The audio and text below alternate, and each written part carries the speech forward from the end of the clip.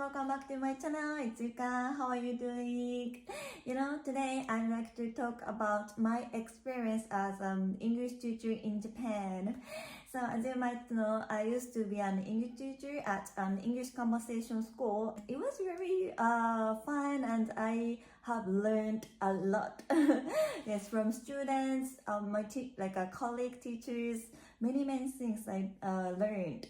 And yeah, I'd like to share my experience to let you know that how it's like being an English teacher in Japan. And there are some people who want to be an English teacher in Japan, and also some people who would love to live in Japan. So I hope this video will be somehow informative or interesting for you guys. Okay, let's begin.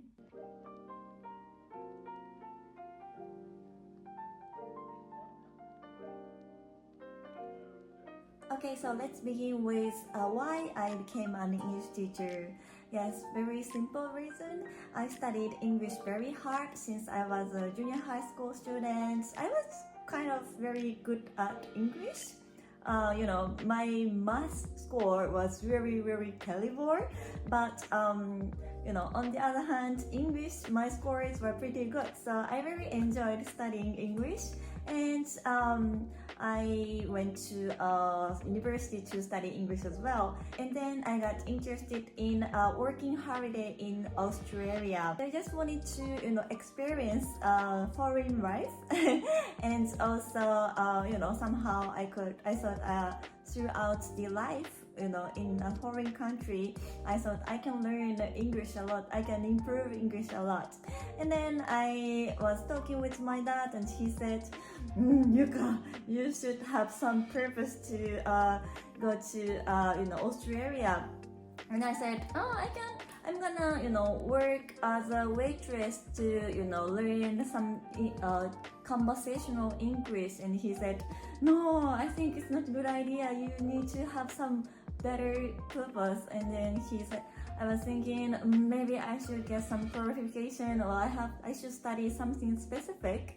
And then I looked back at my life, and I thought, I loved English so much. I have loved English so much, and then why not teaching it to other people. I decided to go to school to study TESOL. It's like a certificate to teach English to people whose mother tongue is not English.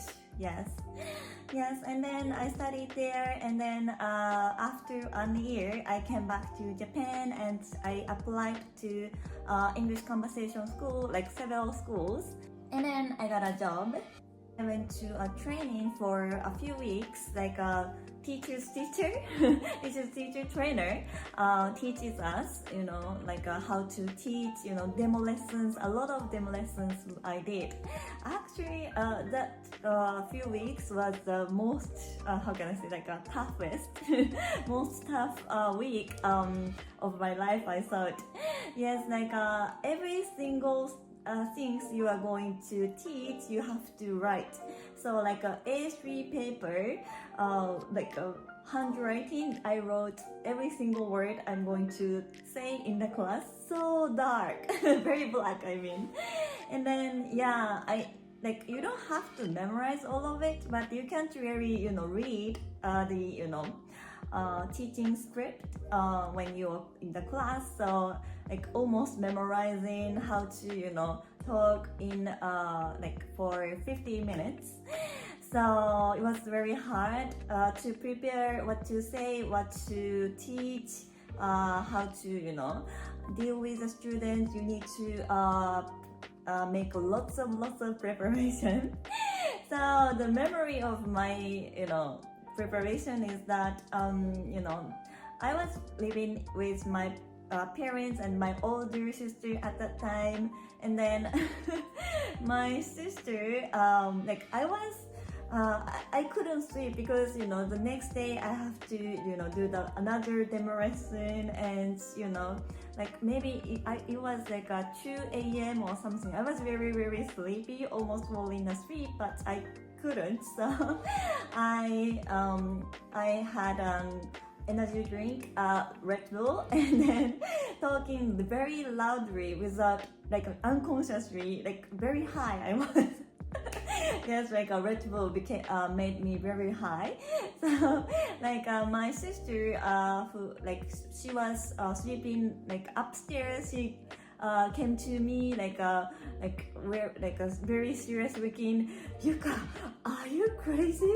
What time do you think now? and then in that moment I realized that, oh my god, I was very loud, and then, you know, talking very, you know, fast, and, you know, laughing by myself. It was scary. So yeah, that was the, you know, tough moment in my life to prepare for the lessons. But after, I think, 6 months, you know, getting used to it, you know, you repeat the same lessons sometimes, and you can, you know, how to deal with, you know, students. So it was alright. First 6 months was very tough. And I remember another tough thing was that you cannot speak Japanese to your students in class.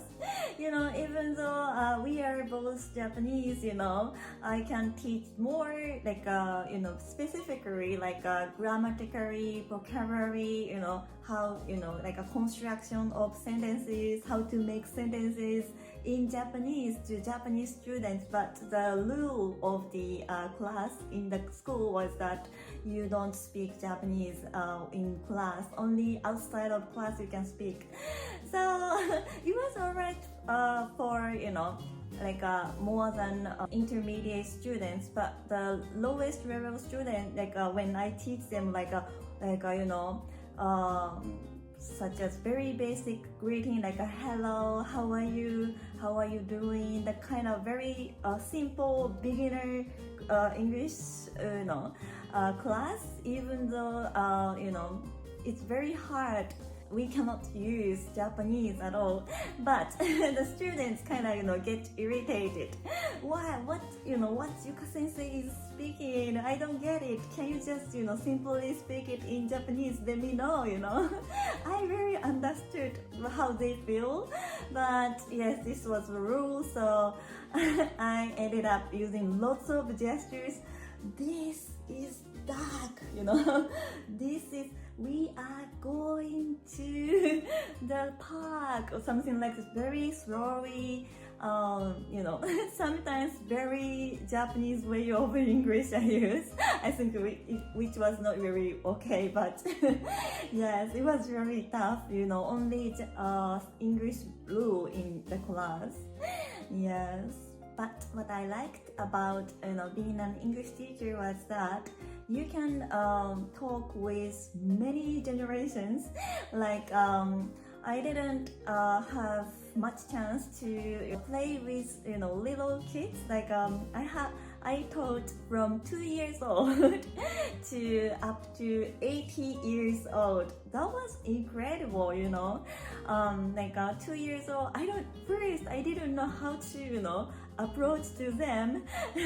They don't even speak in Japanese, you know, properly. They just say, ah, wow, wow, Yuka sensei. That was so cute.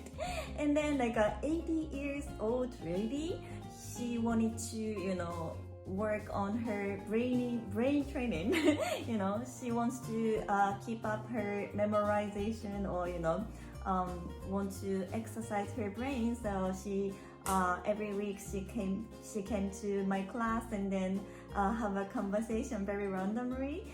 And, you know, lots of, you know, office workers, you know, like mothers, many kinds of generations, and like people who have different backgrounds, like university students, high school students. Yes, it was so fun to deal with and talk with, you know, people there. I wouldn't have any chance like that if I weren't being an English teacher. Yes. And 2 years ago, she was so adorable. Like sometimes mothers joined the class, but like as they get used to it, moms just, you know, let them alone. So the moms went for shopping while they are in the class. So I was like teaching the girl, and then when she said toilet, I was like, what?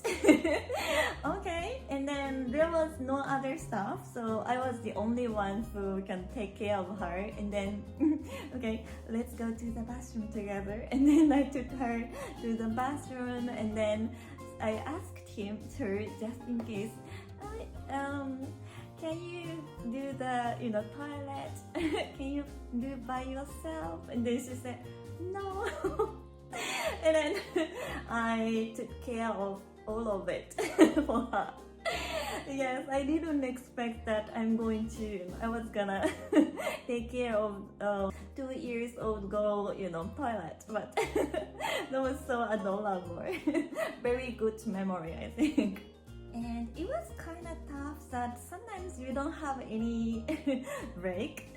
Yes, like you have like a 50 or 45, mostly 50 minutes class, and then 10 minutes break, next class, 10 minutes break, this next break, next class, that kind of schedule you have. So you are supposed to have 10 minutes break, but you have to have a mini test, or you have to have a kind of sales talk with the students. You need to talk with their moms sometimes. So how do you ever get 10 minutes break, especially weekends?